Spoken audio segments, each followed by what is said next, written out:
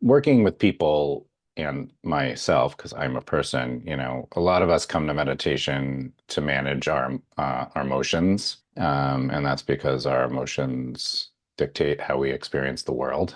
Of course, we use them to understand ourselves, and we use them to understand the world around us. And that includes understanding other people, or attempting to, in our relationships with them. And if we had no emotions, our life would be much blander. But when we can't be open to our emotions and feelings, our experience is much more challenging. And we can feel like we're really suffering. And that's because sometimes those emotions and feelings feel like they're an outsider, maybe attacking us, or at least that's how our brain perceives it. And I know you're all people, so you've all had this experience of having strong emotions and feeling like you're sort of under siege a little bit. And so what our brain does is say, oh, these emotions are causing us suffering and they must be defended against.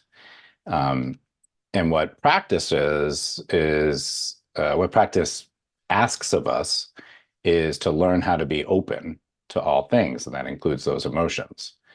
And this is a pretty tall order. As we know, opening to love and happiness and good feelings and things we perceive as positive is easier for most of us. And then opening to sadness, loneliness, anger, confusion, doubt, these things are not as easy to be open to. So one of the reasons we might meditate is to give ourselves the capacity to do this, and with the hope that over time we can relax into the experience of all our emotions. And the real result we're looking for is that we are not overtaken by them. We're not flooded. We're able to interact with them in a meaningful way. And the reason meditation is important is because in the present, we can handle all of our emotions.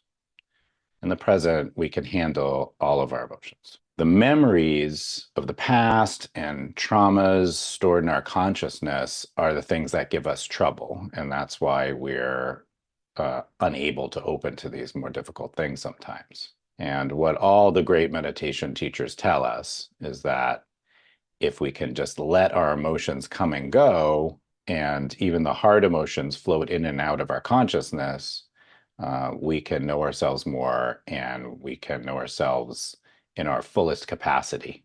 And what the promise is that that is going to bring more joy, happiness, bliss into our life.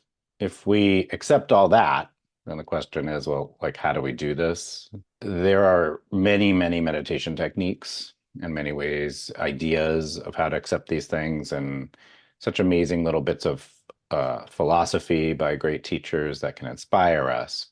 But a really important one in terms of being able to be in present with these emotions is having a felt sense of embodiment, a felt sense of being in the here and now. And that sense needs to be felt. So felt is the biggest word. So a felt sense that we are in the present, not the idea, but the actual experience. And the good news is the more we practice that, generally, the more we're able to do it, like most things. And then when we are confronted with more difficult challenges in our life, which includes almost always difficult feelings, we can use the sense of embodiment to bring ourselves back into the present, and not ignore those feelings, but instead relax into them and understand what they're trying to tell us.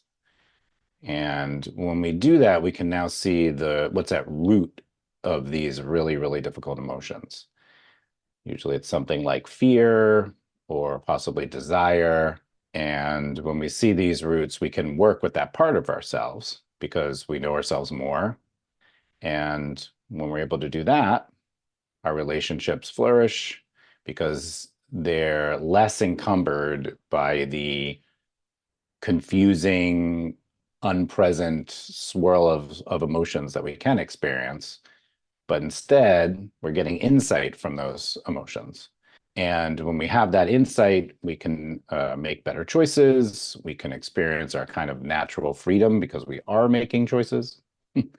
And there's one more thing that comes along with that, which is kind of a popular theme in all meditation traditions, which is a natural compassion that comes along with it. So we find ourselves being more compassionate to ourselves and more compassionate to the people in our lives. So for me, this is a really good reason to meditate. I've definitely experienced, all of these things like all people, but through my meditation practice, I've also experienced the ability to find the present again and the sort of gifts that that brings. So today we're gonna sit with these things in mind. We're gonna do three meditations, and the first one is a body-based meditation, really scanning our body, which I know most of you have done things like that before.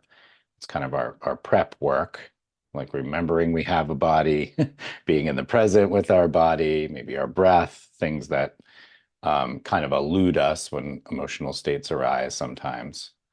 And then we're going to do a meditation, a heart-based meditation to um, kind of shake some sticky emotions up. It doesn't, I'm not going to guarantee that's what's going to happen to you today because we're all individuals, but we use this in the course, we use this samskara release meditation to kind of let things flow in the body emotionally. And so there's no real instruction with that, like what you're supposed to feel or anything, but that's what it's for. And as we do that, one of the points of that is to relax into that flow instead of resisting it. And then we're going to end with finding our natural felt sense of prana. So we're going to end with a meditation that does that. Finally, as you sit, if things move and come up for you, when you're sitting in a group like this, even though we're online, we are here together. And we kind of hold each other a little bit. It is much easier to meditate in groups. So just know that you have a bunch of friends here, if you look around on your screen for a minute, that are doing the same thing at the same time and are, interested in this idea of all of us, experiencing these things, knowing ourselves more, and hopefully collectively making the world a better place.